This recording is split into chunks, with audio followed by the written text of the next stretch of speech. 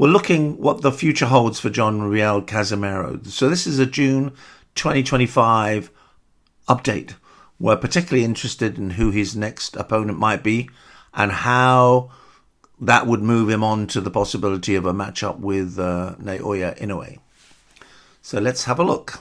Now, this is John Riel Casimero's last 6 fights. Obviously, he won the WBO bantamweight title in England, in Birmingham, by beating Zolani Tete for his 33rd fight. It was a TKO in the 3rd round. He's lost various titles through various issues in the past, but the question is, how can he get back on the train? Okay, he had a good result against Sanchez, October 2024. However, there were issues with weight maintenance, and he's been banned until October 2025. But of course, all these contests are either victories or the one draw for his 38th contest. So let's find out what the issues are. Let's remind ourselves how good this guy is.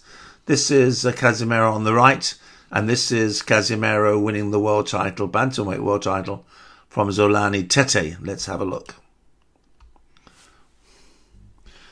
You'll notice that Tete started rather confidently, but he realised that he was up against a formidable and a very aggressive fighter. Casemiro has an explosive style. It's very much on the front foot and very much in your face. So this is round 1, and Tete was feeling a little bit uneasy during round 1.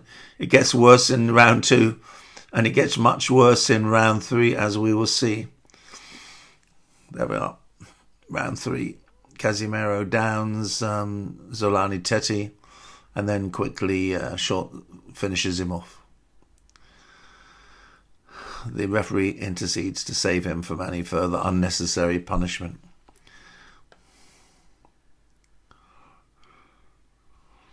Okay, so that was a good way to win a world title. All right, now, so if John Riel Casimero and his team are aiming to secure a fight with Naoya Inoue, that will require strategic planning, both in and outside the ring.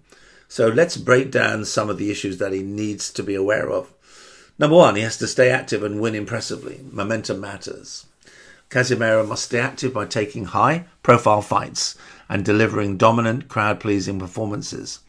Knockouts or decisive victories will amplify his appeal as a dangerous challenger. So he has to target these top opponents. He should aim to fight and defeat ranked contenders or champions in the bantamweight or super bantamweight division. This would increase his credibility and improve his standings in rankings. So he has to target top opponents. But how do you know who the top opponents are? Or conversely, who do the boxing press and their often informed journalists say are the most likely opponents for John Riel Casimero? Okay, this seems a little bit unlikely now because, of course, Stephen Fulton has recently regained a world title. But in the preceding months of 2025, last 6 months of 2025, he has been mooted as a very strong possibility, as a potential matchup for Casemiro. Now, this one is a more recent entrance into the field. A lot of boxing journalists say that Gary Antonio Russell, who's the younger brother of the former WBC featherweight champion Gary Russell Jr., is an emerging talent in this super bantamweight division, and actually he's exciting, and he's been put forward as a potential fight matchup with John Riel Casimero. Another one is Jason Moloney. Of course, Jason Moloney has a twin identical brother, but Jason Moloney is an ex-WBO world bantamweight champion, and he has in the last year been mooted as a possible opponent for Casemiro. Now, Figueroa actually recently put his world championship on the line against Stephen Fulton. Fulton came victoriously out of that matchup. But Figueroa over the last year has been mooted as a possible future opponent for Casemiro. And Luis Nery. Now, this is very, very strong in the minds of some journalists. We know that Nery is a former 2-division champion with explosive power and a Mexican fan base. A victory over Nery would appeal to global boxing fans and would certainly raise Casemiro's stock. And this is an unusual one, but MJ Akhmadaliev, over the last year, he has been mooted as a possible candidate for the next fight with Casemiro. Of course, on September the 14th, 2025, he will fight Naoya Inoue for the World Championship. Now, there's another Filipino athlete called Vincent Astrolabio. Now, he's lost his recent fight, or his penultimate fight. So he's gone off the boil a bit, but he's a Filipino. And so that would make sense for it to be a matchup with Casemiro. Now, currently Casemiro is managed by Treasure Boxing Promotion. This is a Japanese-based company led by Masayuki Ito, who was a world champion himself. Now, under this promoter Masayuki Ito, Casemiro has focused on building his career with fights in Japan and the Philippines. The idea is to generate momentum for a potential blockbuster matchup with Inoue. Now, the question is, does Casemiro stay with Treasure Boxing Promotions, or would he be wise to look at an alternative promoter? Well, let's have a look at what some of the promoters would have to offer. Number one promoter in the world, Bob Arum. The critical point is that Bob Arum manages Inoue. If Casemiro were part of Bob Arum's stable, a matchup with Inoue would be almost like a formality. Matchroom Boxing, run by Eddie Hearn. I don't think that would do too much for Casemiro.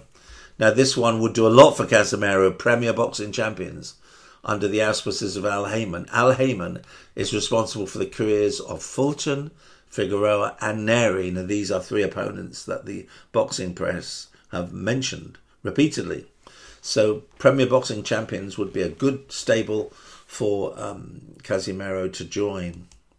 Probellum, I don't think Probellum will feature. I don't think Manny Pacquiao Promotions will feature, because he has a very limited promotional structure compared to the other two that I've mentioned. So the recommendation, I think it would have to be Top Rank. If he could be managed by Top Rank Bob Arum, then he's not going to have a lot of problems getting a matchup with Inoue. Now, what does Casemiro need to do? Well, he has to be very respectful how he approaches Inoue in terms of public interaction. But he needs to be also confident, and he needs to use social media. He needs to build hype through platforms such as Twitter, Instagram, YouTube. This is very important for Casemiro. Now, he's got to make a quick decision. Is he going to hope to transfer over to Bob Arum? He needs to make that decision as soon as possible, but he needs to be smart. He needs to be always bartering within certain sensible limits.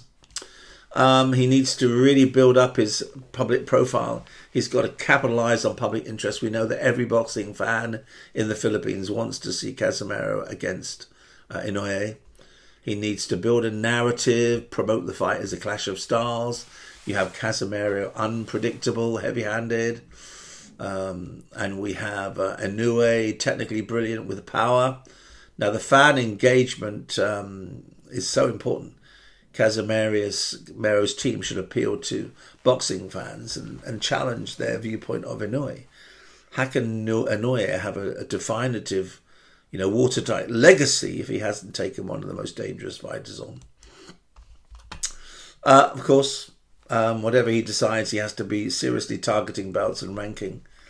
He must try and claim a title or a higher rank, and he must position himself through the sanctioning bodies. But he always needs to stay professional. Casemiro has been a little bit controversial in recent years.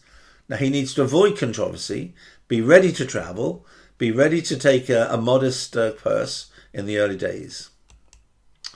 If you've enjoyed the program, please remember to subscribe and also to like. Thank you so much.